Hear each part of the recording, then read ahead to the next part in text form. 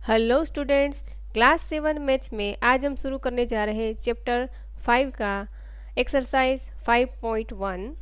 बाद में आपके लिए एक वर्कशीट बना के रखिए। एक्सरसाइज 5.1 में पहला क्वेश्चन ही हमारा है कि find the complement of each of the following, यानी कि यहाँ पर हमें जो फिगर दी गई है उसका हमें कॉम्प्लीमेंट फाइंड करना है।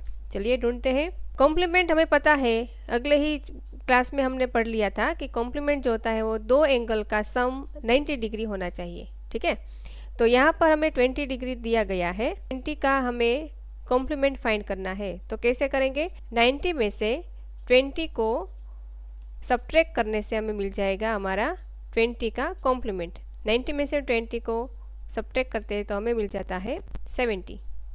ठीक है, या फिर ऐसे लिख सकते हैं कि 90 इज इक्वल टू, हमें एक एंगल का नाप पता ही नहीं तो उसको हम x मान लेते हैं। ठीक है, तो 90 20 को इस तरफ ले लिया और हमें मिल जाएगा हमारा x। ठीक है, तो उसका हमें आंसर मिल जाता है 70। ऐसे भी फाइंड कर सकते हैं। ठीक है, दूसरा हमारा एंगल है 63 डिग्री दिया गया है। 63 का हमें कॉम्प्लीमेंट फाइंड करना है, तो अभी हम फाइंड करेंगे 90 minus 63 is equal to 90 minus 63 का यहाँ पे कर लेते हैं। यहाँ पे 8, यहाँ पे 10, ये हो गया 7 और ये हो गया 2, तो हमें मिल जाता है 27। आसान है ना? चलिए नेक्स्ट है हमारा 57 दिया गया है। 57 का हमें कॉम्प्लीमेंट फाइंड करना है, तो मेरे साथ करते जाइए। 90 माइनस 57, चलिए सब्ट्रैक्शन कीजिए। 90 माइनस 57, यहाँ पे सब्ट्रैक्ट किया, ये हो गया 8, यहाँ पे ले लिया 10, 10 में से 7 जाएगा तो 3 बचता है और 8 में से 5 जाएगा तो 3 रहता है। ठीक है, सही है ना? तो यहाँ पे हमें मिल जाता है 33। 57 का कॉम्प्लीमेंट एंगल जो हो गया वो हो गया 33 डिग्री। ठीक है, 90 में से जो दिया गया है वो सब्ट्रैक्ट करते जाना है, तो उससे हमें हमारा कॉम्प्लीमेंट एंगल मिल जाएगा। चलिए नेक्स्ट हमारा क्वेश्चन है find the supplement of each of the following. Supplement हमें ढूंढना है, तो पता है कि दो एंगल का सम जब 180 होता है तो उसका हमें मिल जाता है उसका सप्लीमेंट। तो वैसे ही करते जाना है।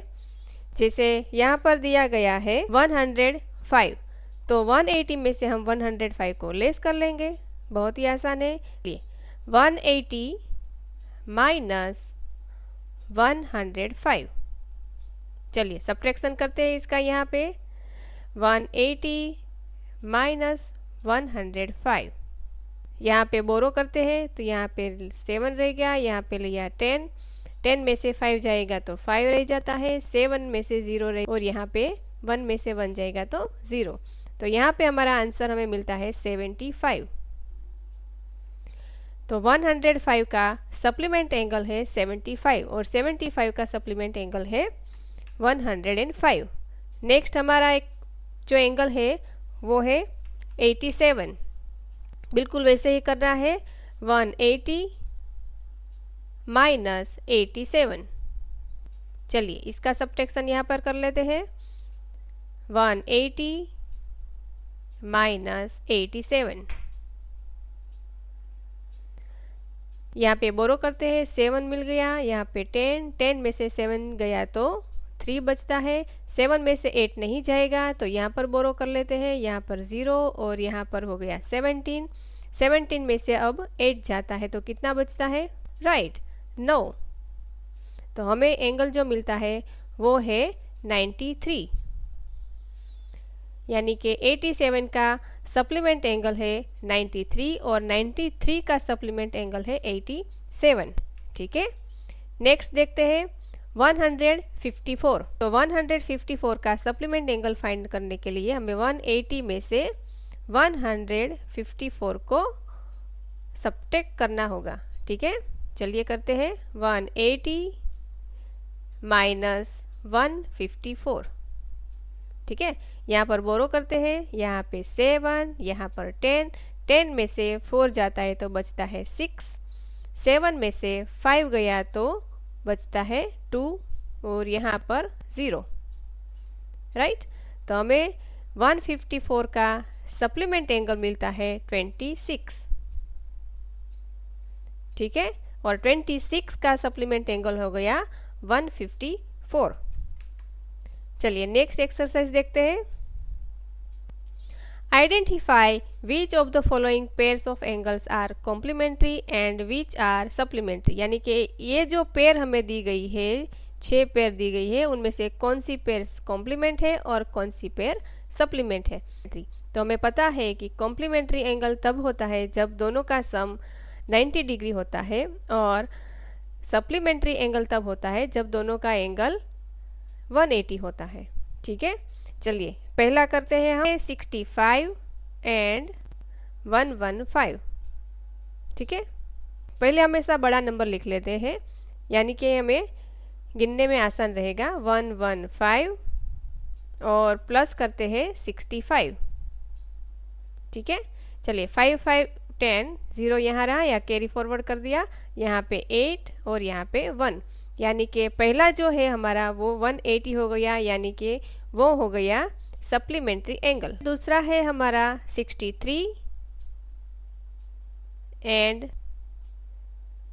यानी 63 प्लस 27। चलिए करते हैं 7 प्लस 3 यानी कि 10, यहाँ पर कैरी फॉरवर्ड किया, 6 प्लस 1 7 प्लस 2 9, यानी दूसरा वाला हो गया हमारा कॉम्प्लीमेंट्री एंगल, क्योंकि दोनों का एडिशन 90 डिग्री होता है। तीसरा है 112 एंड 68। चलिए दोनों का एडिशन करते हैं, कितना मिलता है हमें। यहाँ पर हमें लॉजिकली पता चल जाता है कि एक एंगल 112 यानी कि 90 से बड़ा है तो 180 ही होगा, यानी कि 8 प्लस 2 0, 1 कैरी फॉरवर्ड किया, ये हो गया 8 और ये हो गया 1, यानी कि ये हो गया हमारा सप्लीमेंट्री एंगल, ठीक है। चलिए नेक्स्ट करते हैं। नेक्स्ट है 130 प्लस 50, देखते हैं इसका एडिशन कितना होता है। यहाँ पर 0, यहाँ पर 8 और यहाँ पर 1, यानी कि ये भी हो गया हमारा सप्लीमेंट्री एंगल। नेक्स्ट है 45 प्लस 45, दोनों का नाप बिल्कुल सेम टू सेम है, और यहाँ पर एडिशन करते हैं 550, कैरी फॉरवर्ड 1 किया, 44 प्लस 8 प्लस 1 9, यानी ये हो गया 90, ठीक है। तो ये हो गया हमारा कॉम्प्लीमेंट्री एंगल। नेक्स्ट है 80 प्लस 10, ये तो आसानी है, ऐसे ही पता चल जाता है, 80 में 10 ऐड करते हैं तो 90 मिल जाता है, तो ये तो हो गया हमारा कॉम्प्लीमेंट्री एंगल, ठीक है। क्वेश्चन करते हैं। Find the angle which is equal to its complement. चलिए कैसे फाइंड करते हैं। 90 is equal to x plus x, यानी कि 90 इज इक्वल टू, मान लीजिए यहाँ पे हो गया 2x, ठीक है। तो 2 यहाँ पर हम ले आते हैं तो 90 के नीचे चला जाएगा, यानी कि डिनोमिनेटर हो जाएगा, तो हमें x मिल जाएगा, तो यहाँ पर हो गया 45, ठीक है। तो x इज इक्वल टू हमें मिल जाता है 45, ठीक है। तो दोनों x का एडिशन करें, 45 45 यहाँ पर कर लेते हैं, 45 प्लस 45 तो हो जाता है 90 डिग्री, यानी कि दोनों सेम टू सेम हमें एंगल मिल जाता है, जिसका एडिशन हमें पता चल जाता है कि 90 है, यानी दोनों ही कॉम्प्लीमेंट एक दूसरे के इक्वल है। 45 इज द आंसर।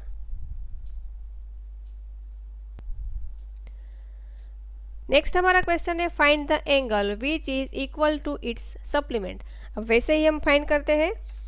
मान लीजिए 180 डिग्री और दोनों का सप्लीमेंट अगर फाइंड करना है, x प्लस एक्स, दो सप्लीमेंट फाइंड करना है, ये दोनों का एडिशन 180 होता है।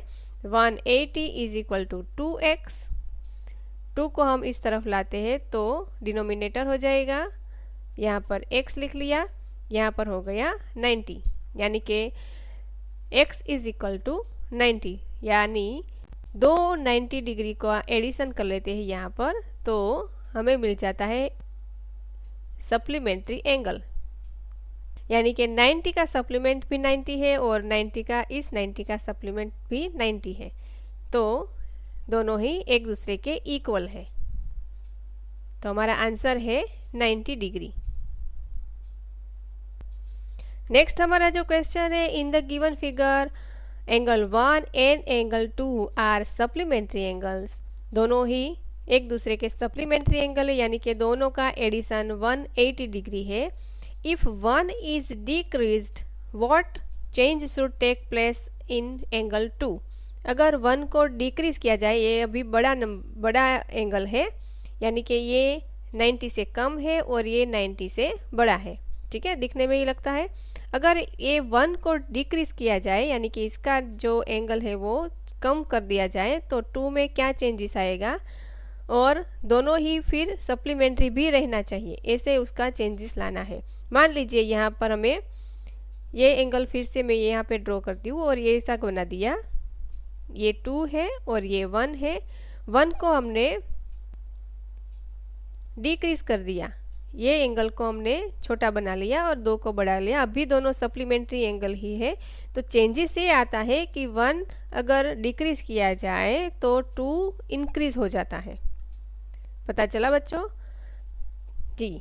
तो वही हमारा आंसर रहेगा कि if angle 1 is decrease then angle 2 will increase with the same measure, ठीक है, so that both the angle still remain supplementary. यानी कि अगर एंगल 5 डिग्री तक कम किया जाए तो यहाँ पर जो 2 नंबर का एंगल है वो 25 डिग्री ज़्यादा हो जाएगा। इसमें जितना भी डिक्रीज किया जाता है उतना ही इस तरफ इंक्रीज होता चला जाएगा और दोनों का एडिशन 180 ही रहेगा, से वो सप्लीमेंट्री एंगल रहेगा, ठीक है। नेक्स्ट हमारा क्वेश्चन है, can 2 angle be supplementary if both of them are acute, obtuse और राइट। क्या 2 एंगल एक्यूट होने पर सप्लीमेंट्री होंगे?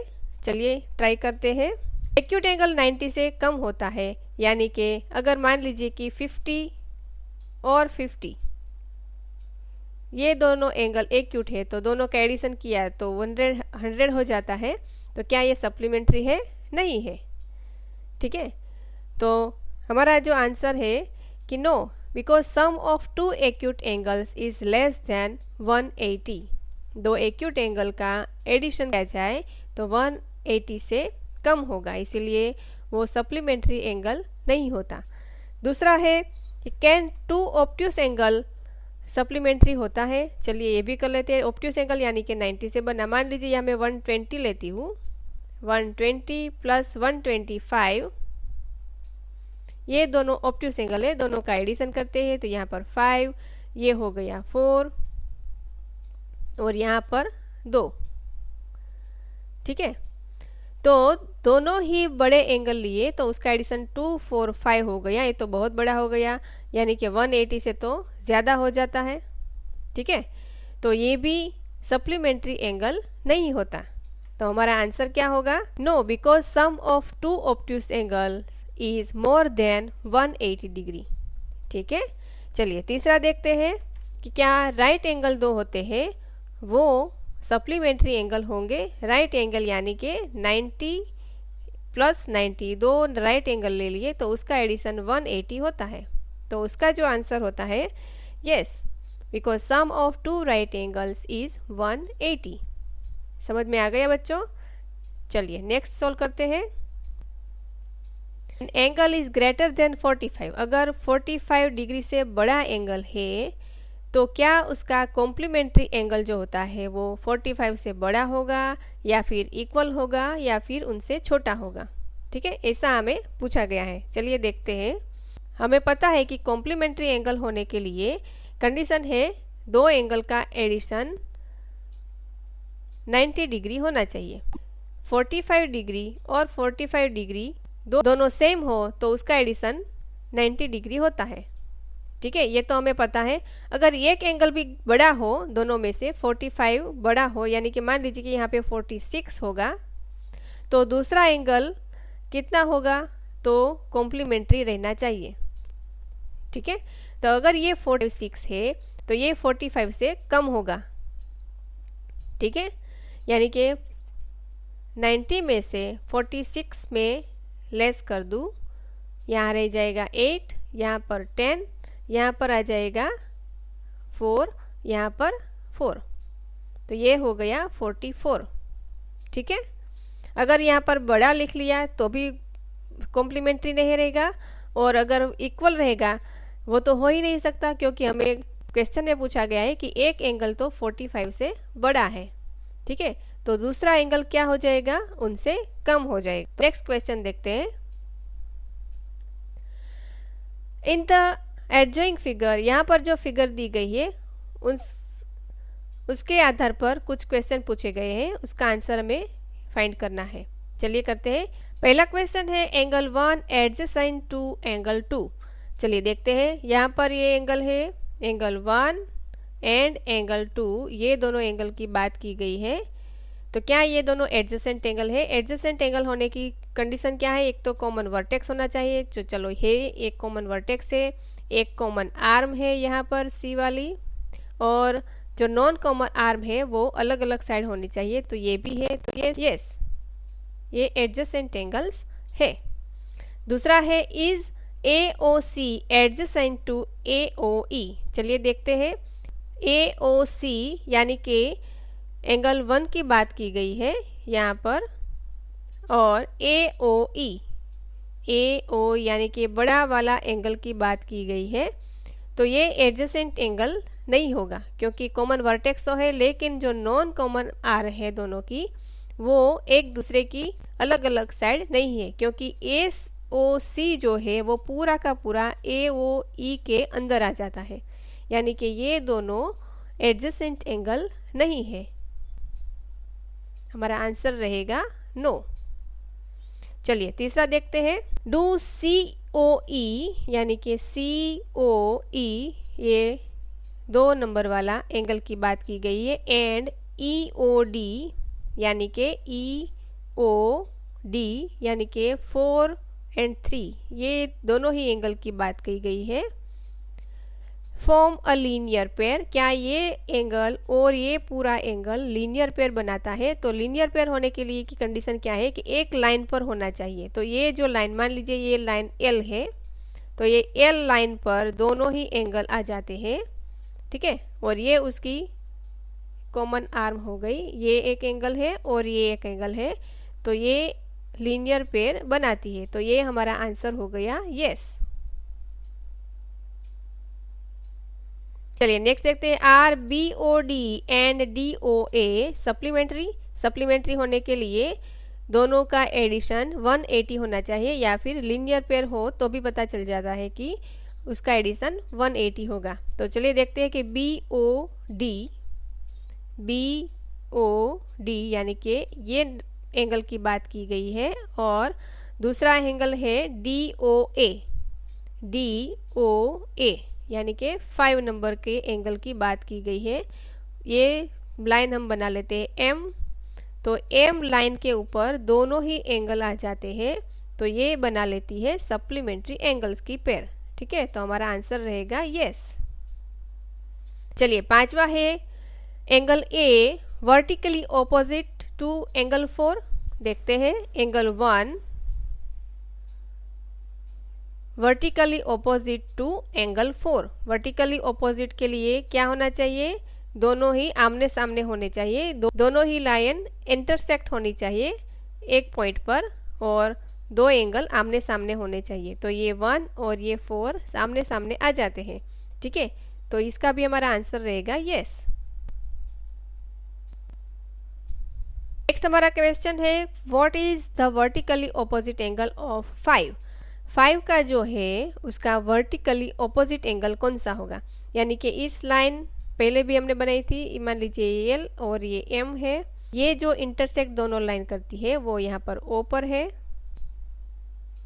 मान लीजिए यहाँ पर, और 5 जो पूरा है उसके बिल्कुल सामने का इतना बड़ा एंगल बन जाता है, यानी कि एंगल 2 प्लस एंगल 3, ये है वर्टिकली ऑपोजिट टू एंगल 5।